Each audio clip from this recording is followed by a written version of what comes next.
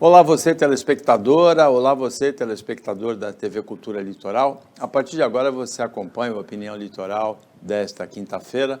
Vão participar analisando as notícias com você, comentando o Marcelo Pavão, que é advogado e jornalista, o João Vilela, que é advogado e empresário.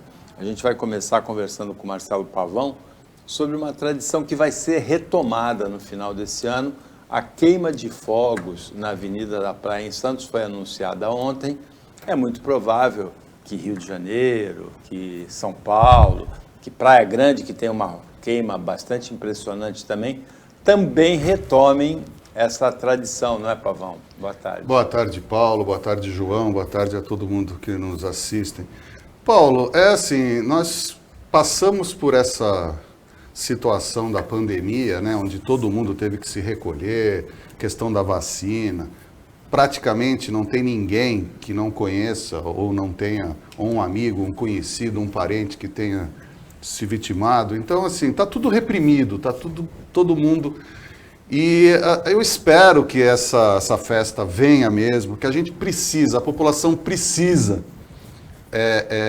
externar, sabe? Acho que tá faltando isso, a gente tá engasgado em todo mundo para a gente se libertar dessa história. Ainda precisamos de cuidados? Sim, todo mundo. Eu não acredito, sinceramente, que a humanidade vá voltar ao completo normal após essa emergência da pandemia. Mas eu vejo com muito bons olhos, eu espero ansioso o Réveillon, né, o Ano Novo, ver as pessoas outra vez minimamente felizes, né, comemorando, externando essa data. E principalmente, Paulo, aquela cerimônia, principalmente nós aqui do litoral, aquela cerimônia do ter contato com o mar, da água salgada, de tirar as más energias e trazer as boas vibrações, crença ou não, eu acho que todo mundo pensando em paz, pensando em alegria, pensando em festa, é produtivo, é positivo, e eu aguardo ansioso por essa festa de fogos e essa confraternização no final do ano, Paulo. João, um ouvinte da Jovem Pan, onde eu apresento um jornal de manhã hoje, ele me disse por mensagem que nesse ano novo ele vai pular 21 ondas, as 7 desse ano e as 7 dos 2 anos que ele não pôde pular. Olha, você vai falar que você pular 22 ondas. 21, né? 21, não, porque você 22, né? E aí já entendeu a conotação política do negócio. Não, mas eu queria te falar o seguinte, eu acho bonito, acho interessante, só que eu acho um desperdício de dinheiro absurdo. Sinceramente, eu não faria o desperdício de dinheiro que é ali para ficar 10 minutos, 5 minutos, 20 minutos, não importa. 16. Jogando, não importa, qualquer tempo que seja, jogando dinheiro público no ralo. Nós temos tantas mazelas, tantas dificuldades para você ver um pessoal na orla, sendo que você tem uns lugares da periferia ali vendo ali um resquício de fogos, numa situação completamente desprotegido, com esgoto a céu aberto. Eu não consigo, sinceramente, assim, eu acho bonito, acho legal, não vejo que opera em relação a turista, por exemplo.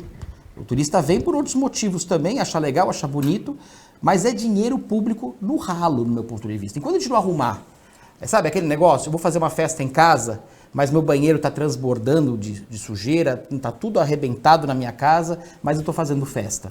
Eu não acho festa, não. Eu teria que arrumar a primeira parte de saúde pública, que está muito ruim, sabe? Hoje eu vim para cá, os sinais não estão funcionando, falta estrutura em tudo quanto é canto. E você vai para a região mais periférica da cidade, que as pessoas não conhecem, o santista não conhece, eu falo como santista, sabe? Ver 33 mil pessoas morando em lugares totalmente insalubres aqui na cidade, eu não consigo fazer festa. Mas, João, com isso. contra esse argumento, há o argumento de que a festa é patrocinada, não é dinheiro público, não é? Mais ou menos, é dinheiro público. Que o Partido Novo até gosta desse argumento, não é? Não, eu gosto, sem dúvida, mas tem mais coisa pra gente fazer. Não é dinheiro, nunca é de graça, não tem almoço grátis. Não tem almoço grátis, Paulo. Dá aqui, tira ali. Tem que tirar de algum lugar.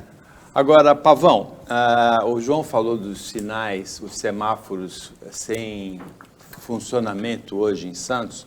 Isso aconteceu ontem também, numa boa parte ali da Encruzilhada, da Vila Matias, né?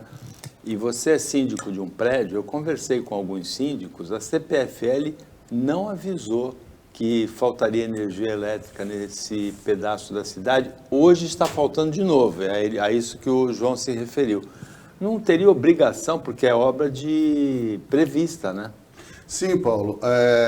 A não ser que seja uma força maior, Um acidente. Uma descarga violentíssima, um acidente, Uma pane. Não é nem pane, a pane é mais ou menos previsível, mas um acidente, salvo uma força maior, como foi, por exemplo, em 2014, caiu um avião aqui, aí é diferente. Fora isso, a CPFL pode ser acionada por todos os prejudicados, comerciantes, condôminos, quem quer que seja, porque se médicos, dentistas. Você paga para ter garantida essa energia. Então, assim, a CPFL não pode dizer assim, desculpa. Então, se acionada, com certeza haverá indenização. O fornecimento de energia elétrica é essencial e contínuo. Exato, porque dentro da composição da conta de luz, você tem inclusive seguro, que é para se contrapor a esse tipo de situação. Então, não pode. Não se pode. É a mesma coisa que o semáforo, que nem a gente fala aqui em Santos, né, o fifante, né, o piscante, é aquela coisa. Não tem desculpa mais para isso. Estamos trocando, troca. Porque se houver um acidente de trânsito sem um agente, a responsabilidade é do município. Então, assim, há uma cultura da desculpa no Brasil. Tudo que é feito de errado, pede-se desculpa. Então, o cara atropela, estava 200 por hora, eu não fiz por querer. Aí vai lá na polícia, olha, ele matou, mas é culposo porque ele não tinha intenção. Estava 200 por hora, né? O cara bêbado, mas aí ele vai lá. E a mesma coisa, a CPFL, Sabesp, os semáforos, quer dizer, cada organismo, seja empresa público ou privado, a entidade, nessas contas estão embutidos seguros para se garantir que isso não ocorra. Então, quem se sentir prejudicado, profissionais, médicos, seja lá qual for a área, condôminos, comércios, por exemplo, se tem durante horas, faltou luz, o freezer de determinado restaurante degela, perdeu, isso pode ter danos materiais e pode entrar na justiça mediante prova que você vai provavelmente ter uma sentença favorável, desde que seja tudo comprovado que aconteceu naquele momento. Agora, João, a CPFL tinha uma tradição com o antigo superintendente Luiz Antônio Campos, falecido, de avisar com bastante antecedência, 15 dias, 3 semanas antes, o horário em que o fornecimento de energia elétrica ia ser interrompido. Ontem as pessoas ficaram revoltadas. Sim, não foi avisado, até onde eu sei, não foi avisado. Aquele aviso que foi desligado, né? Aí já foi, aí já não tem mais jeito. Mas vejam, hoje eu vim para cá, os semáforos todos apagados, ninguém da CET. CET parece que é para multar. A prefeitura mandou agora 41 milhões de reais para a CET. E olha, 41 milhões de reais é muito dinheiro. É muito dinheiro. Eu, sinceramente, eu extinguiria a CET. Eu deixaria na Guarda Municipal com a competência também de fiscalizar essa parte toda, mas aquele monte de diretoria, um monte de gente pendurada em cabide lá, os agentes não, agentes são concursados, tem que manter e vai manter de uma forma, com uma parte de trânsito, sem dúvida. Mas manter CET como ela é hoje é um absurdo. Não tinha um cara da CET, isso não é culpa do agente, isso aí quem manda é a diretoria do negócio. Entendeu? E você não tem que passear na costa inteira, num risco. Imagina ali, Carvalho de Mendonça com a na costa, os carros tentando passar, outro vindo, moto vindo, misturar, vira um caos. Então a gente não pode aceitar mais essa falta de eficiência. A palavra chama-se eficiência. Não tem e não vai ter tão cedo. Enquanto não fizer alguma coisa mais drástica para mudar isso, vai continuar da mesma forma. Ontem eu não passei nesses locais durante a falta de energia elétrica, durante o período em que a energia, o fornecimento foi interrompido. Hoje eu passei, mas tinha acabado de ser interrompido o fornecimento e não vi também agentes da CET. Agora vamos ver se na volta essa situação perdura ou se já foi corrigida. A situação, como você falou, na Ana Costa, nos semáforos, era bem perigosa. Muito. Sim. E são avenidas que se cruzam ali, o trânsito inteiro da cidade está comprometido. Agora, Pavão, nós vamos falar de 2 emissoras concorrentes da TV Cultura aqui. Vamos lá. A primeira, a TV Jovem Pan, completa 1 ano no ar hoje, a Jovem Pan News, e ela é uma TV diferente porque ela vem de uma experiência muito bem sucedida de inserção nas redes sociais. Então é uma TV extremamente interativa, com um perfil diferente, chega 1 ano hoje, censurada nessa questão da polêmica. Há divergências. Da campanha eleitoral, mas de qualquer maneira é um veículo a mais na comunicação brasileira, polêmica por posições políticas assumidas, mas realmente um veículo a mais e um veículo diferente nos meios de comunicação do Brasil. E a outra é a Rede Globo de televisão, que hoje, depois da novela Travessia, muito tarde, deveria ser um pouco mais cedo, tem um debate muito importante, muito aguardado, entre os candidatos a governador em 12 estados. Aqui em São Paulo, Tarcísio de Freitas versus Fernando Haddad. Então vamos lá, Paulo, começando pelo fim. Olha a democracia aqui na TV Cultura falando de duas concorrentes. O debate da Rede Globo. Sinceramente, Paulo, eu não acredito mais, nessa altura do campeonato, vamos dizer assim, eu não acredito mais em gente que esteja indecisa, pessoa que ainda esteja avaliando quem quer. Primeiro porque as campanhas, desde o início, né, desde antes do primeiro turno, o que menos se falou foi proposta, o que menos se falou foi programa de governo, o que menos se falou foi como fazer e resolver os problemas. O que mais se falou foi pauta de costumes, a gente caiu nessa história de pauta de costumes, então só se falou de religião, só se falou de sexo dos anjos, só se falou de amenidades, agressões e nada foi dito em relação a projeto. Então, sinceramente, Paulo, podia ser agora, à tarde, à noite, de madrugada, que eu acho que o efeito vai ser o mesmo. Salvo algum erro escatológico de algum dos debatedores, que aí isso vai ser martelado até o fim, eu acho que não vai acrescer e nem decrescer nada. Acho que é totalmente inócuo. Sinceramente, não acredito. Com relação à Jovem Pan, parabéns pelo aniversário. Como jornalista, a gente sempre comemora que é mais um mercado de trabalho, é mais um local que contrata jornalistas.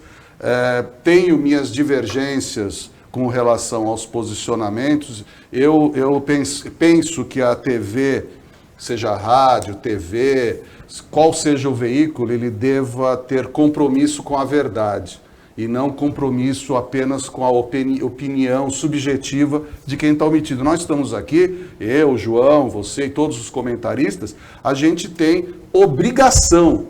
A gente pode divergir, agora mesmo. A gente estava falando da questão dos fogos, eu e o João somos divergentes, dentro da legalidade. O entendimento do João é que esse dinheiro poderia ser melhor empregado.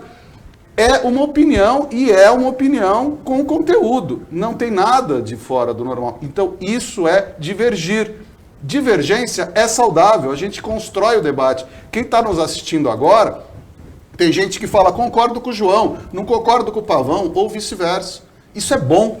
Agora, vir para um programa desse, mentir, distribuir mentiras, falar impropérios, falar inverdades, a gente não tem esse direito. Porque o nosso telespectador, ele consome informação e opinião embasada. Infelizmente, o que a gente tem visto é absolutamente um banzé, para não se falar outra coisa, de alguns comentaristas que dão suas opiniões na Jovem Pan absolutamente fora de qualquer parâmetro da realidade. Isso eu condeno.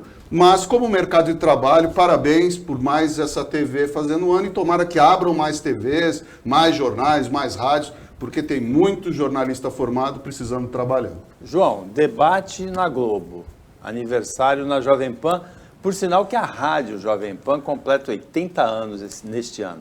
Bom, eu concordo muito com a Jovem Pan no sentido de ela tem uma liberdade e posicionamento. O pior é quando o cara não tem posicionamento e esconde o posicionamento tentando passar que aquilo seja.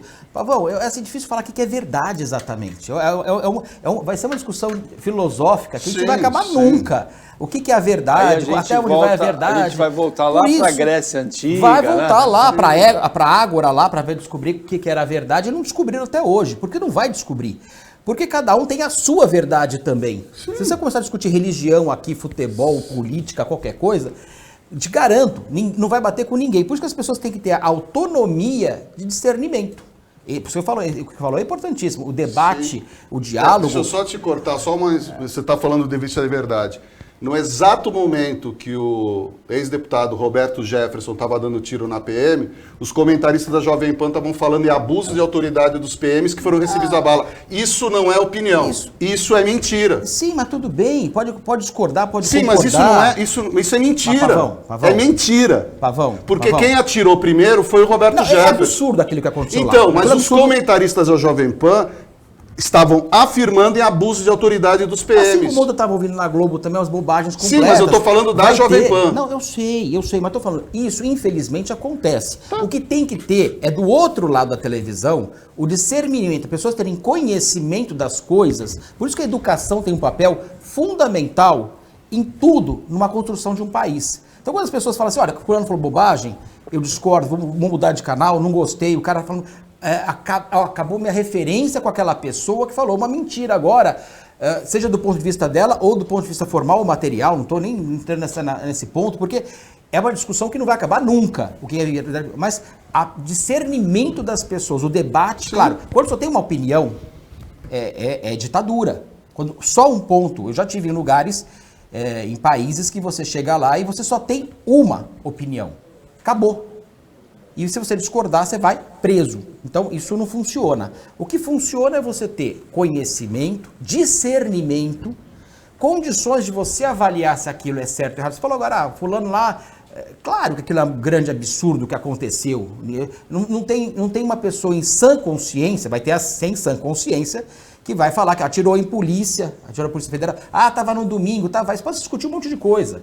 Mas não justifica o fato de um cara preso, bandido, que sempre foi bandido, em todos os governos sempre passado pano nele, ele passava pano nos governos, isso foi no Collor, vamos lembrar do Collor, no final ele lá defendendo o Collor até o fim. De choque, né? Fernando Henrique Cardoso, ele defendeu até o fim a questão da reeleição no mesmo governo, no mesmo mandato, aqueles rolos todos ele defendia.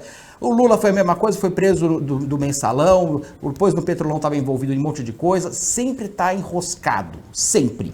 E fala, aí sim, não tem como as pessoas falam, o cara fica falando da honestidade, da não sei o quê, e faz as bobagens. É um preso que não tem que sair daquele primeiro presídio. Ele foi facilitado ali para ele sair. Aí sim nós temos que discutir como que esse cara, depois de ter cometido todos aqueles erros, aliás, o mensalão começa no Correio, que ele tinha indicado o cara. Sim. Quem for pegar as revistas antigas, lá de 2003... Ele que foi o denunciante, né? Não, depois, né? Depois. Quando não recebeu. Ele foi denunciante depois que ele perdeu a... Quando o diretor indicado por ele foi apanhado em flagrante, sim. Acho que pelo Fantástico da Rede Globo. Não, você lembra quem filmou, né? O Era aquele cara lá, o Carlinhos Cachoeira, que ligado ao... Do Correio. Do Correio. Era um cara que depois foi preso também. Agora, em relação à verdade, tem a Veritas, a verdade romana, que é verificável, né? Eles falarem em conceito, isso. Veritas é verificável. E tem o conceito grego, dos gregos antigos da verdade, que é a aletheia, né? Que é a verdade que nada se como desvela, falar com uma pessoa que tenha... Agora, os chineses, principalmente os orientais, eles falam que tem 3 verdades. A sua, a minha e a verdadeira. Exatamente. Que é mais provável, hein? Em relação ao debate de hoje, eu recebi agora uma propaganda do PT que eu achei muito engraçada, uma foto do Tarcísio com uma cara alterada, assim, dizendo assim, esse senhor está perdido em São Paulo, ajude a voltar do Rio de Janeiro, vote tal. Eu mandei para vocês dois aí a propaganda do PT, que está engraçada.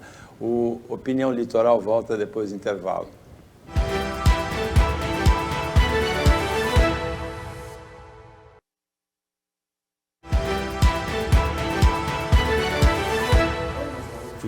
Flagrante pode.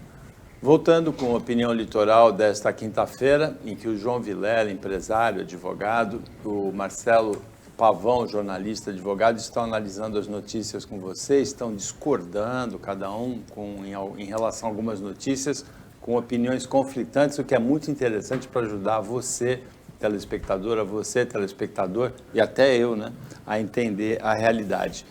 Há um episódio que vai ser controvertido também. O presidente Jair Bolsonaro ontem reforçou a acusação de que houve boicote de algumas rádios, principalmente no Norte e no Nordeste. Tem um episódio em Minas também, a campanha eleitoral dele. O ministro-presidente do TSE, Alexandre de Moraes, não aceitou o pedido de investigação, disse que era inconsistente, falou em tentativa de tumultuar as eleições. As rádios acusadas, até de manhã eram 6, agora já são todas 8, mostram, apontam inconsistências nas acusações, uma delas inclusive primária, de que teriam faltado veiculações, inserções, entre as 7 e as 7h20 da manhã. Nesse horário as rádios estão reproduzindo o programa eleitoral, não poderia haver inserções. E um funcionário do TSE foi exonerado no meio dessa confusão toda, João, por suposto assédio moral, comportamento inconveniente, acusações falaciosas. A gente não sabe o que aconteceu de verdade em nenhum dos lados. Isso aí tem que investigar. O TSE, eu acho um grande absurdo existir TSE.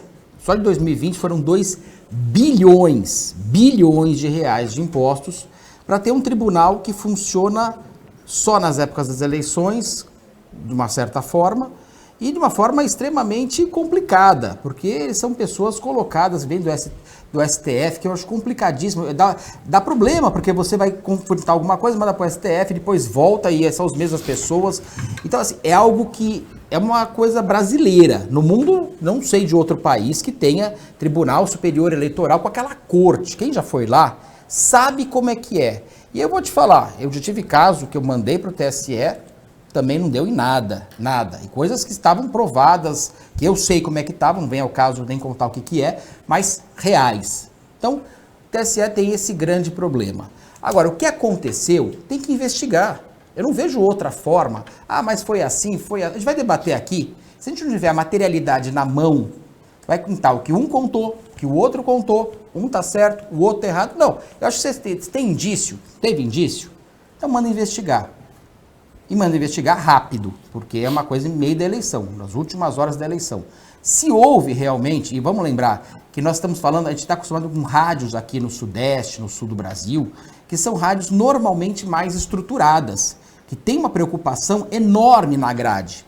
Tanto numa propaganda particular que você vai fazer, que existem auditorias, você acha que essas grandes empresas, grandes lojas de departamentos que tem no Brasil, quando ela manda fazer propaganda nas rádios, elas têm uma auditoria para confirmar se foi feito realmente a propaganda. E existem softwares para poder apurar se houve a veiculação naquele horário combinado e da forma que foi feita. Então as rádios e televisões normalmente têm uma preocupação muito grande. Quando vai para o interior, nós temos mais de 5.000 rádios no interior do Brasil.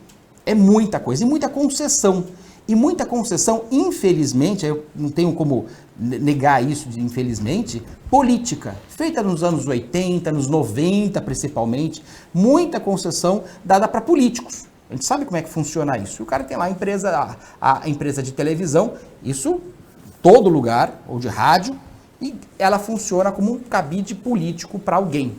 Para na época de eleição apoiar, controverter, fazer de uma forma, usar da sua forma de falar para copo mais cheio, mais vazio. Isso acontece em todo lugar, infelizmente. Então tem que ser feito de uma forma séria, coerente, e se for acusado, a empresa tem que ser responsabilizada. Se ela não, por acaso, ela não fez algo que é por lei definido, ela tem que ser responsabilizada, e essa que é a forma, mas tem que investigar. Agora, Pavão, as rádios acusadas, um procedimento obrigatório em rádio é a gravação da programação veiculada numa fita que é chamada de fita de censura. E todas as rádios acusadas colocaram as fitas de censura à disposição para serem examinadas, né?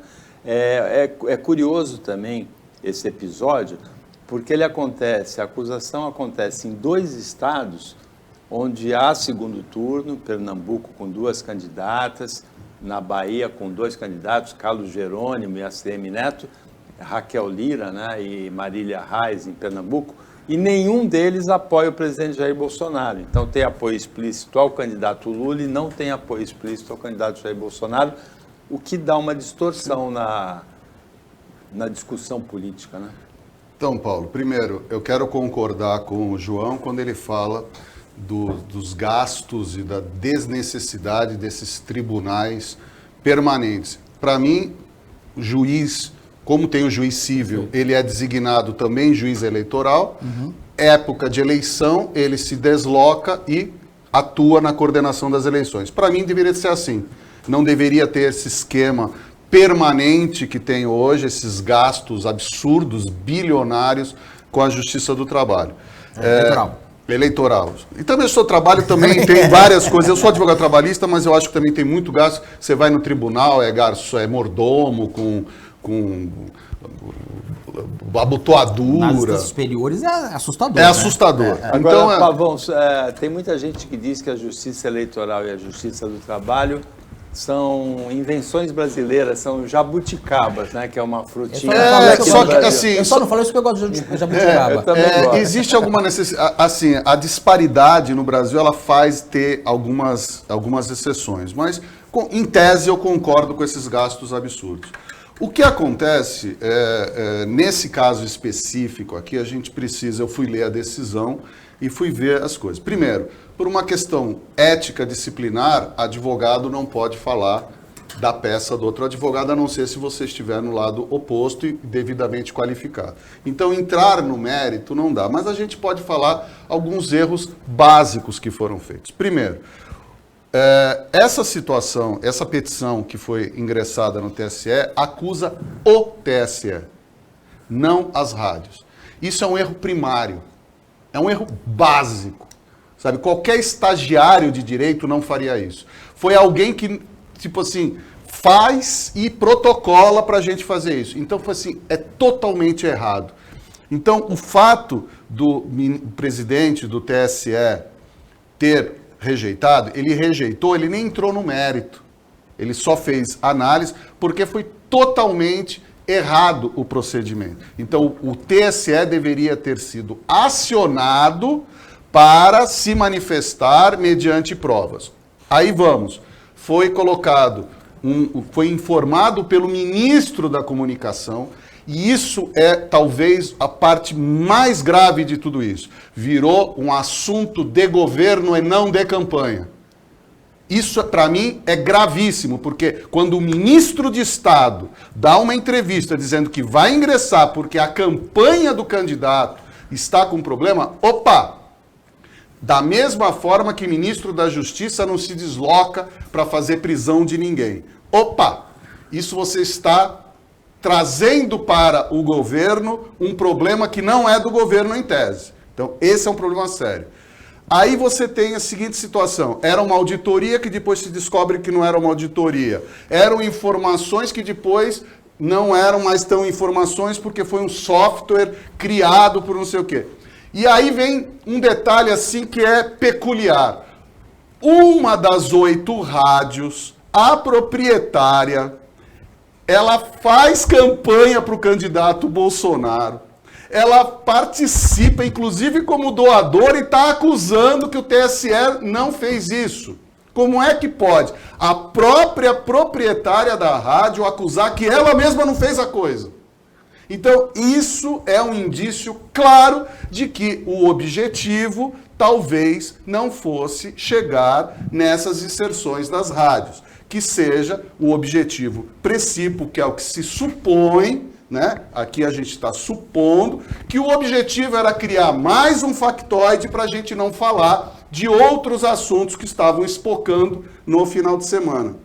E a decisão do TSE, concorde-se ou não, ela foi técnica no sentido, a peça foi errada, foi mal escrita, mal comprovados seus fundamentos e ela foi rejeitada. Se os autores quiserem, façam certo, dá tempo. Agora não, o que vai ser feito? Quando você tem indeferido uma liminar, o advogado, ele ingressa corretamente. O que a campanha já disse que vai fazer? Vai recorrer. Ou seja, o objetivo não era o que está na petição, e sim criar uma situação fora do sentido de que estavam... Então, ninguém quis, em tese, achar a verdade. Foi apenas um factoide para criar uma nuvem de fumaça e desviar o assunto, Paulo. Agora, no meio dessa confusão toda, tem uma pauta que é especial para o João, que foi o prefeiturável do Partido Novo. A pauta é dele, ele que responde, depois chama o comercial. Essa aí ninguém vai querer se meter, João.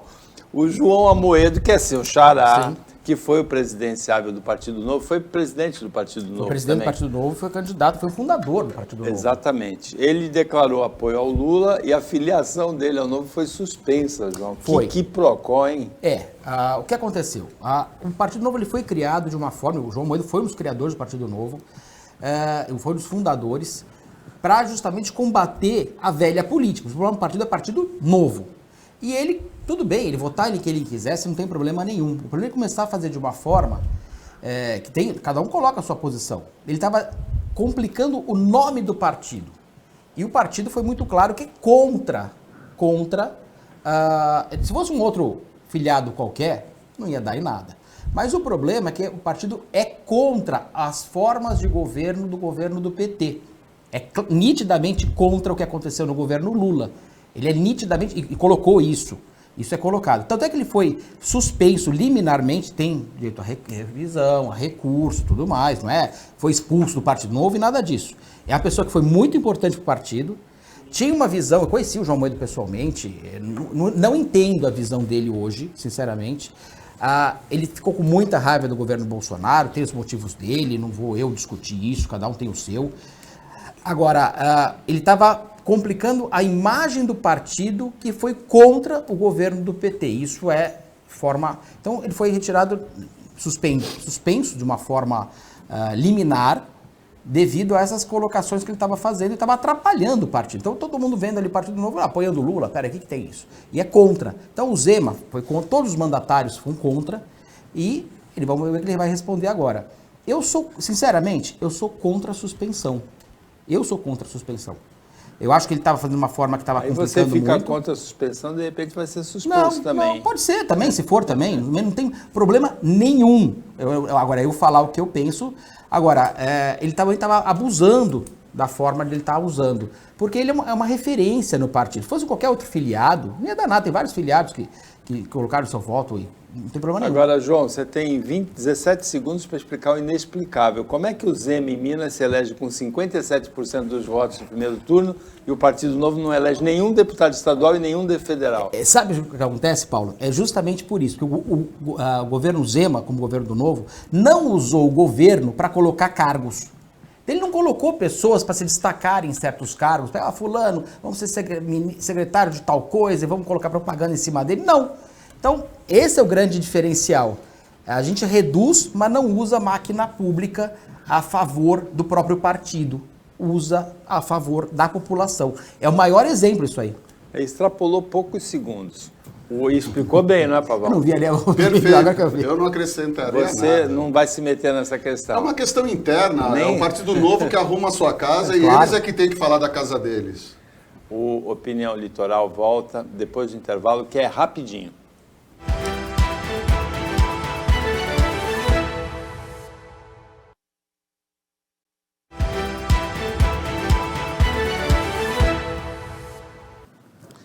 Voltando com a Opinião Litoral desta quinta-feira, agora é o último bloco, o Marcelo Pavão, jornalista, advogado, o João Vilela, empresário, advogado, estão analisando as notícias com você.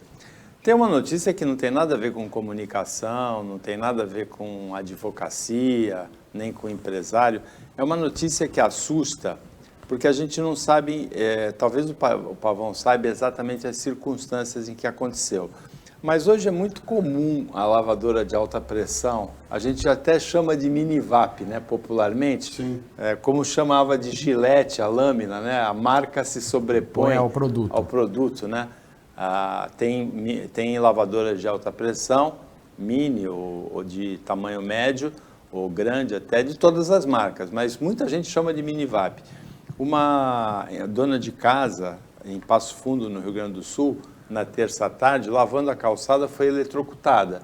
É muito provável que o fio estivesse desencapado, alguma coisa assim. Mas assusta. Você, no condomínio, tem a lavadora de alta pressão, né? Eu fui atrás dessa informação, Paulo, ainda está sendo investigada, porque ela estava sozinha em casa e quando ela foi encontrada, ela já estava desacordada, tentaram reanimá-la, mas veio a falecer. Nós vamos entrar na área da especulação, porque não tem informação além dessa básica. Mas eu digo uma coisa, Paulo, é muito raro você observar pessoas usando esse tipo de lavadora, essas VAPs da vida, em residência, sem usar EPI, que são os equipamentos de proteção individual. Então, por exemplo, é muito fácil você ver a pessoa pegar, coloca na tomada e começa a usar nas suas casas. Às vezes descalço. Geralmente descalço. Geralmente. Então, assim, o que me vem à memória... Uma sandália, um chinelo de borracha já dá uma certa uma proteção, bota, né? uma sandália... Mas, sabe, precisa ter cuidado, porque é aquela tua história. Eu vejo lá no prédio onde eu moro e que estou síndico, quando eu assumi, não tinha esse hábito de usar luva. E tem a lavadora? Tem a lavadora e nem a bota. Então, hoje, os funcionários lá no prédio, há uma determinação para usar essa lavadora, você tem que estar com bota isolante e luva também. Então, assim, quando eu vi essa notícia, me veio logo é muito raro em casa as pessoas têm essa VAP. Como se fala, uma mão na roda, porque antes você ficava na vassoura com aquela mangueirinha, você agora passa na pressão, passa o sabão e a coisa é muito mais rápido e mais econômico. Mas eu não tenho eu tenho o hábito de prestar atenção nos detalhes, mas eu não tenho visto EPI. Então fica aqui, embora não tenha nenhuma informação sobre a causa específica desse evento, mas fica a dica e a sugestão a quem está nos assistindo. Você está na sua casa, você vai fazer a lavagem de uma garagem, da calçada, procure ver se você está com algum calçado isolante, compre uma bota isolante, uma luva, para se proteger. Porque muitas vezes o que acontece, a pessoa está passando o esguicho e está na tomada externa da casa. Aí a pessoa...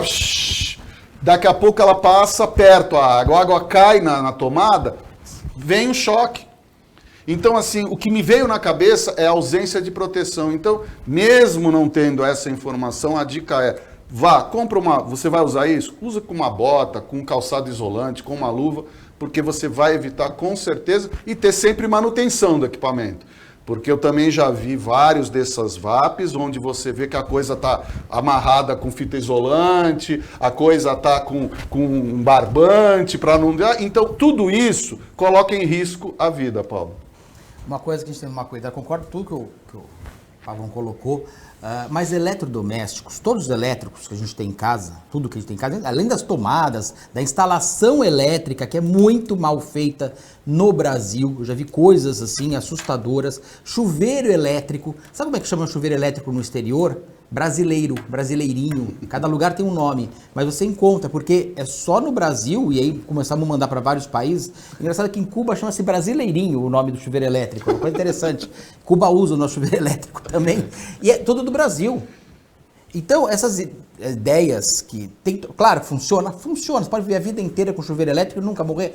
Pode, mas é arriscado, porque está passando água e corrente elétrica juntos. Se tiver um fio terra, se tiver tudo em ordem, ótimo. Mas eletrodoméstico tem que estar sempre em ordem. Tudo que é elétrico, o risco de você ter algum problema é muito grande.